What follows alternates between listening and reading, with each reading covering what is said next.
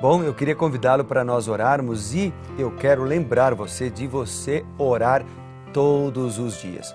Vamos orar hoje pelo seguinte, eu quero convidar você para orar no seu momento de oração pela nossa vida espiritual, para que Deus nos acorde mais cedo, para que Deus nos lembre de buscá-lo, para que a gente até nem precise de despertador para acordar, mas para que Deus coloque na nossa mente, no nosso cérebro aí, o despertador natural e a gente possa levantar um pouquinho mais cedo, não só para as atividades do dia, mas para passar um tempo com o Senhor.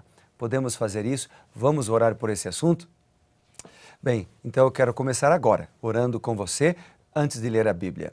Senhor Deus e Pai, nós já passamos tempo em oração, conversando juntos em particular, mas agora eu quero orar pedindo a sua sabedoria para, junto com os amigos da Novo Tempo e da internet, nós orarmos e lermos a tua palavra. Dá-nos essa sabedoria em nome de Jesus. Amém.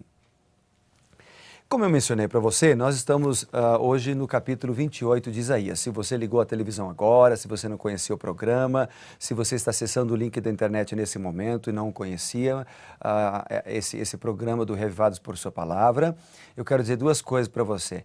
Entra ali no canal do YouTube, se inscreve no canal, youtube.com/Revivados por Sua Palavra NT.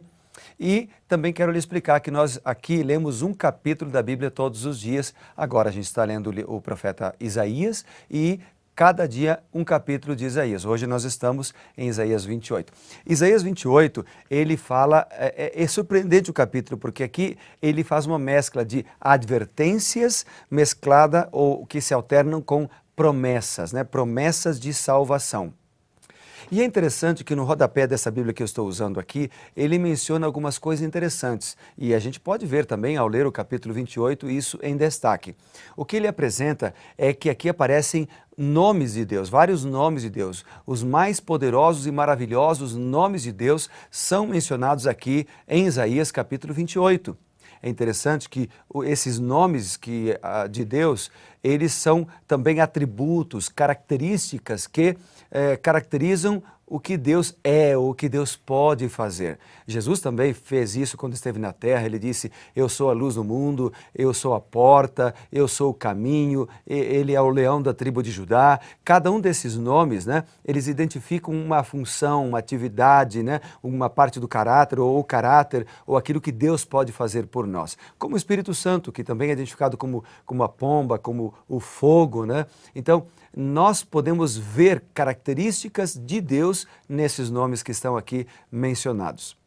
Então, olha só, quais são esses nomes que aparecem no capítulo 28? Aparece aqui, por exemplo, ó, Deus é identificado aqui como o Salvador, está lá no versículo 2. Ele é identificado também como coroa de glória e formoso diadema para o seu povo, está lá no verso 5. Ele também é identificado como pedra angular, no versículo 16, também como professor, lá no verso 26. Ele também é identificado como Senhor dos Exércitos, ou maravilhoso conselheiro, ou grande em sabedoria. Lá no versículo 29 aparece também esses nomes, estas designações. Por isso, nós podemos ver aqui os atributos maravilhosos de um Deus que pode guiar, transformar, ensinar, né? Nos proteger e nos dar a vitória. Outros detalhes que eu destaquei, anotei aqui no papel sobre o capítulo 28 de Isaías. Por exemplo, eu destaquei o versículo 5. O verso 5 ele diz assim, o Senhor dos Exércitos, naquele dia, o Senhor dos Exércitos será a coroa da glória e o formoso diadema para o restante do seu povo. O que o versículo 5 está apresentando aqui de maneira especial é o juízo, né, que haverá certamente no final, e ao mesmo tempo, quando ele diz aqui a coroa da glória, está fazendo uma referência aqui à esperança, não é, para o povo de Deus, esperança para aqueles que confiam nele. Outro verso que eu destaquei no capítulo 28 é o verso 6, que fala de segurança. Veja, diz assim, Deus será o Espírito de justiça para os que o que se assenta a julgar e fortaleza para os que fazem recuar o assalto contra as portas. Está falando aqui então de fortaleza, está falando de justiça, ou seja, Deus é juiz, Deus é justo, Deus é a segurança para o seu povo, né? Ele concede discernimento para você e para mim identificarmos e aprendermos sobre a palavra de Deus. Outro verso, meu amigo, que me chamou a atenção bastante no capítulo 28, verso 9, que diz assim: a quem, pois, ensinaria o conhecimento? Aparecem algumas perguntas no verso 9, e essa é uma que eu marquei aqui. Por quê? Porque Deus nos ensina o conhecimento, não é? Deus nos dá sabedoria para que a gente possa, primeiro, aprender da palavra de Deus, nos afastar do mal e aprender mais sobre o final dos tempos, ou os tempos em que nós estamos vivendo. Quando nos afastamos de Deus, que é a fonte do conhecimento, a nossa mente ela fica tão obscurecida pelo pecado, né, que nós já não conseguimos mais discernir a vontade de Deus. Mas quando nós nos aproximamos do Senhor, Ele abre a nossa mente para que nós possamos entender. Outro verso que destaquei no capítulo 28, também o verso 10 e o verso 13, que mencionam assim, ó. É um verso bem conhecido, que diz assim: porque é preceito sobre preceito, preceito e mais preceito, regra sobre regra, regra e mais regra, um pouco aqui, um pouco ali. E depois o verso 11 ele diz: pelo que por lábios gaguejantes e por língua estrangeira falará o Senhor a este povo. O que esses versículos estão falando, primeiro, quando ele fala um pouco aqui, um pouco ali, me falam duas coisas. Primeiro, a instrução deveria ser dada de tal maneira que até crianças pudessem entender. Em segundo lugar, o que esses versos estão apresentando é de que a Bíblia se explica a ela mesma. Então, quando eu quero conhecer mais a respeito de um tema nas Sagradas Escrituras, por exemplo, eu quero saber o que a Bíblia fala sobre paz. Eu posso então ler um pouco aqui e um pouco ali. Ou seja, o que Isaías fala sobre paz, o que Jeremias fala sobre paz, o que Mateus fala sobre paz, o que João fala sobre paz, o que Romanos fala sobre paz, etc. Então, assim, lendo em diversos versículos da Bíblia sobre o mesmo assunto, eu vou ter uma visão completa e aprender tudo o que a Bíblia fala sobre aquele assunto, nesse exemplo sobre paz. É interessante lembrar que um texto fora do contexto, ele gera um pretexto. É por isso que é importante comparar vários textos da Bíblia que falam sobre determinado assunto, para que a gente tenha uma visão completa e aprenda tudo sobre a revelação de Deus.